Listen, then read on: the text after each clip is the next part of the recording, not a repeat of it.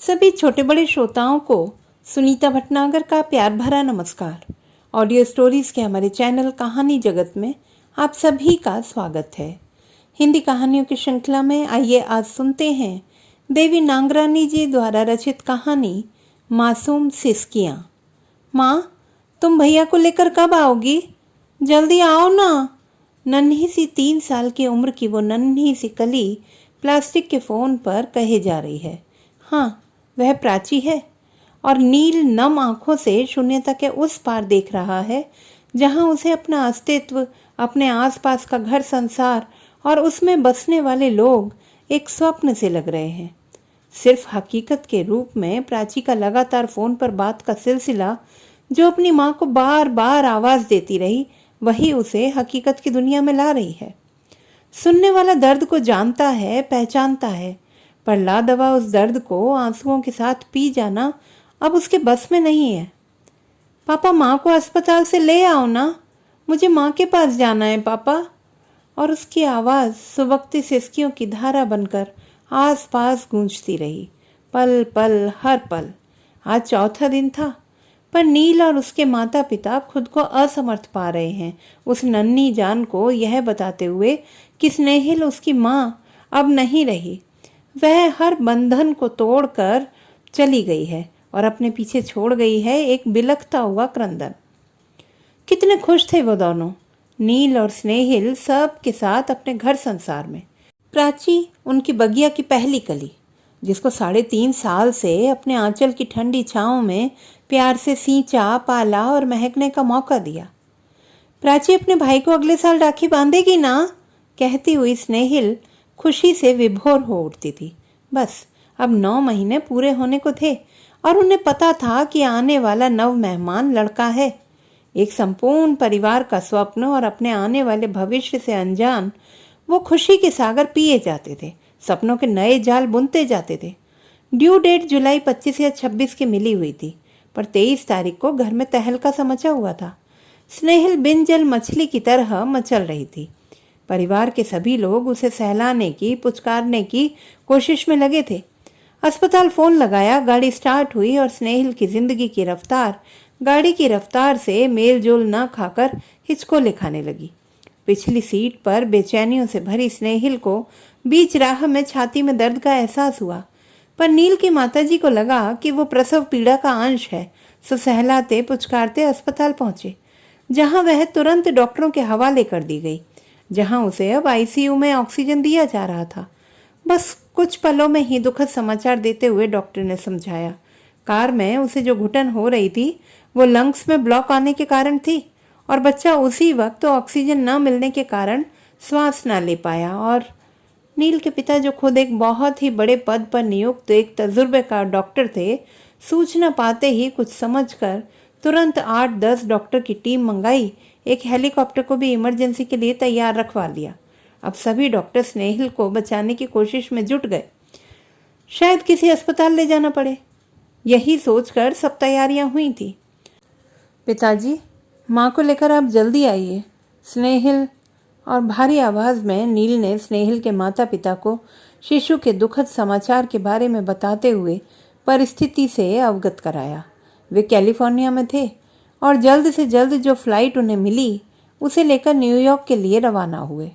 आकुल व्याकुल मन मयूर नाना नानी बनने के सुनहरे स्वप्न जो बुन चुके थे, वे वहीं के वहीं बस निराशा के ढेर बनकर टूटकर बिखरते रहे। भगवान करे स्नेही यह सदमा बर्दाश्त कर पाए और संभल जाए, ताकि वह अपनी प्राची को भरपूर प्यार के साथ संभाल सके। यह प्राची की माँ की फुसफुसाती आवाज़ थी, जो शायद भगवान के कानों तक नहीं पहुंची। स्नेहिल खुद एक रिसर्च साइंटिस्ट थी और 37 साल की उम्र में जो नाम और शोहरत उसने पाई, वह पूरे परिवार के लिए गर्व की बात थी। पिता और ससुर दोनों डॉक्टर, नील कंप्यूटर प्रोफेशन का उच्च अधिकारी रहा। घर का माहौल सदा ही खुशियों से महकता रहा और प्राची की तोतली आवाज़ें और आने वाले बालक की सुखद किलकारियों के आगमन की आशा से सभी बहुत खुश थे। और अब माँ का गर्भाशय निकालना पड़ा। जो नाल माँ और बच्चे को जोड़ती रही वह टूट गई और खतरे का कोई अंश बाकी ना रहे, इसलिए यह कदम जरूरी था। कहते हुए डॉक्टर ललित फिर थिएटर में वापस चले गए। जिंदगी और मौत के झूले में झूल रही थी स्नेहिल, और उसके साथ जुड़ी सब की आशाएं। और नील साक्षी बनकर खड़ा है, चिंतन के धुंध में घिरा हुआ। सिर्फ आवाजें आवाजें और उनकी गूंज थी आसपास। मैं भी चलूंगी आपके साथ, प्राची माँ का पल्लू पकड़कर कह रही थी। पापा मुझे भी ले चलो, मैं माँ के साथ जाऊंगी।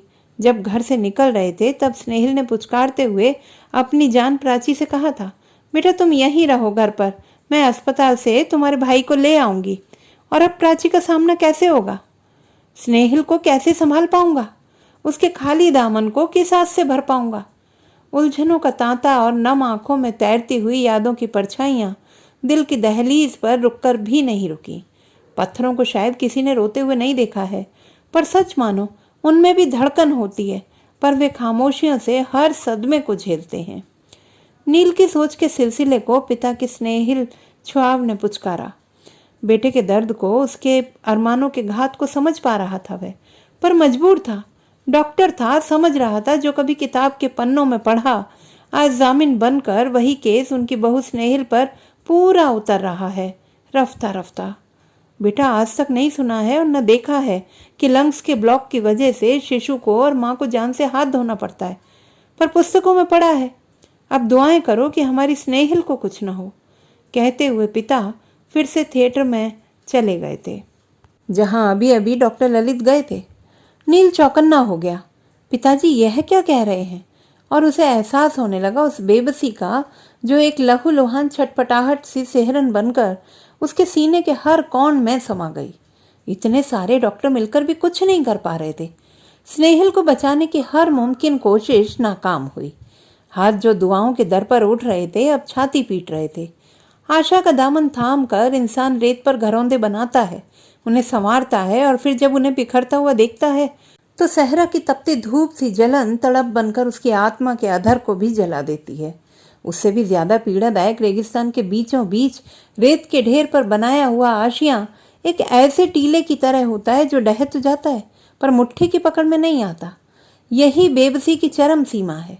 आशाओं का दामन हाथ से छूटता चला जाता है, उम्मीदों की सभी किरणें जाने कहाँ लुप्त हो जाती हैं और चारों तरफ से घेर लेता है मायूसी का अंधेरा। यही हालत थी उस वक्त नील और उसके माता पिता की। बेटे तुम माँ को लेकर घर जाओ और प्राची को जाकर संभालो, मैं एयरपोर्ट से तुम्हारे सास ससुर को लेकर घर आता हूँ। नील के पिता ने उसे सहलाते हुए कहा। दर्द का सैलाब जब जब बहता है तो न जाने क्या क्या डूब जाता है। इंतहाए गम अपना चलन नहीं बदलता, हाँ रुख जरूर बदल कर बस रुलाता चला जाता है। इस हकीकत को कोई जुटला नहीं सकता कि जिंदगी का अंत मौत है, पर ऐसा कठोर उसका मंजर, उफ, देखने पर तो पत्थर भी रो पड़े, दर्द भी सिसकियां लेता रहे। जब प्राची के नाना नानी आए तो लोगों का जमघट देखा।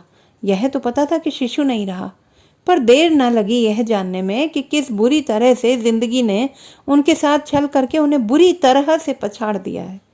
आगे पांव धरते ही जो मंजर आंखों को दिखा, कास्केड में माँ स्वरूप स्नेहिल शांत चित्त सजी धजी दुल्हनी वेशभूषा में, और उसकी गोद में उसका शिशु जो ममता के बिना जी नहीं पाया।